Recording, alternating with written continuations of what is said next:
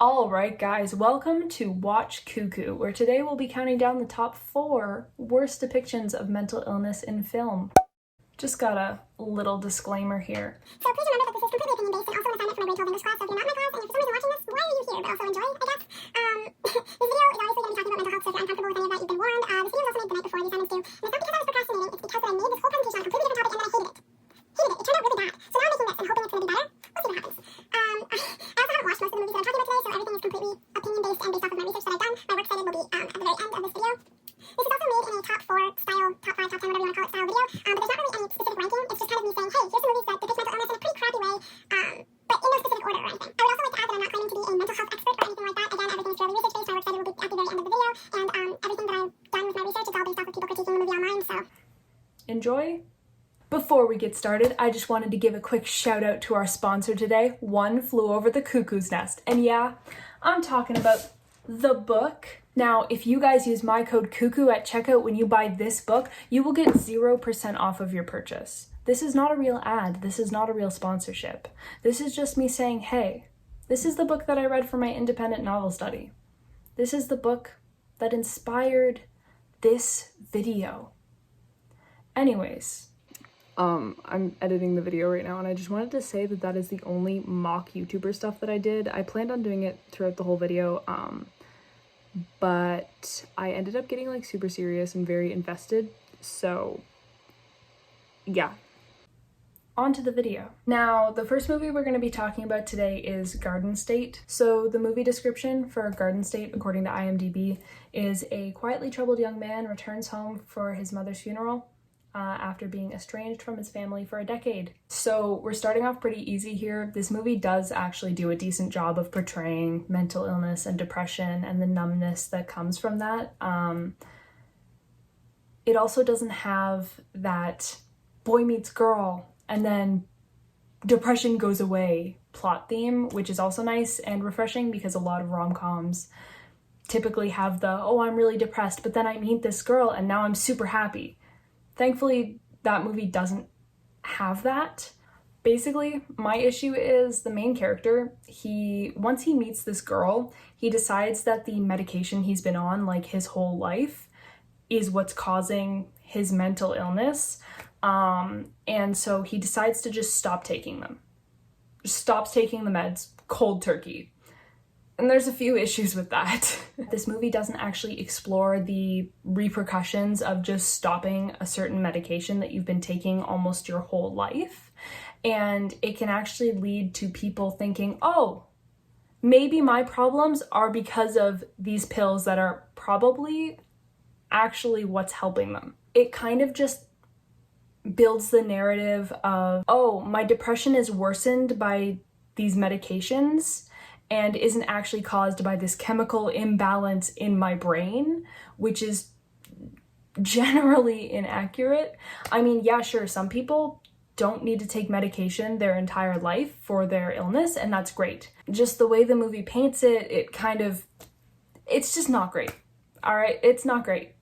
The next movie is Me, Myself, and Irene. The movie description, according to IMDb for this movie, is a nice guy cop with dissociative identity disorder must protect a woman on the run from a corrupt ex-boyfriend and his associates. It's important to note that this description says that he has DID, but so many other descriptions of the movie say that he's schizophrenic. So basically, part of the issue with this movie is that it basically paints schizophrenia and DID, two very, very separate and very, very different disorders, as one and the same, which isn't true. In this movie, this non-confrontational character named Charlie suddenly develops an alternate personality who is confrontational and angry, and his name is Hank. And those two personalities join forces so Charlie can get the girl. So in reality, schizophrenia doesn't involve multiple personalities. DID does, but those two personalities don't join forces so the good guy can marry the girl. That's not how that works. It's just inaccurate and doesn't make sense. The next two movies are horror thriller movies. And I could have made a whole presentation on the issue of mental illness and horror movies. I probably should have done that. That would have been a good idea. Basically, that could be a whole other topic that I could have talked about, because there's such a huge issue within the horror and thriller community where they use people with these mental illnesses who are in their everyday life and in 99% of the time are completely non-violent, and turns them into these monsters who murder people, and it's not okay. Coincidentally, both of these last two movies are M. Night Shyamalan movies. So the first one is Split. Now, I'm sure a lot of you have probably heard controversy surrounding this movie. Why am I saying a lot of you? I know that I'm mocking YouTubers right now, but let's be real. You are the only one watching this. Anyways, the IMDb description for the movie is 3 girls are kidnapped by a man with a diagnosed 23 distinct personalities. They must try to escape before the apparent emergence of a frightful new 24th. This movie just depicts people with DID as monsters and murderers and kidnappers and people who want to do harm onto others. Honestly, this movie just contributes to the stigmatization of DID and contributes to the spread of misinformation to audiences about this disorder, because in reality, it's not a widely talked about or widely known mental disorder like something like depression or anxiety is, right? So people will see something in media and go, oh, that must be true. And in reality, that's not true. That's not how 99.9% of people with DID live their lives. It would make more sense if they use someone with an antisocial personality disorder, a Ted Bundy type character, if you will. It would be more accurate than using someone with DID. But again, that obviously doesn't make for as good of a movie, right? Because you want to exploit people's mental illnesses for entertainment, right? It's just so damaging for one specific community to be constantly seeing such an inaccurate portrayal of stuff that they live through, right? This isn't entertainment for them. This is their lives. Our last movie on this list is The Visit. So the IMDb description is 2 siblings become increasingly frightened by their grandparents' disturbing behavior while visiting them on vacation. That description's not so bad. They don't even mention mental illness there.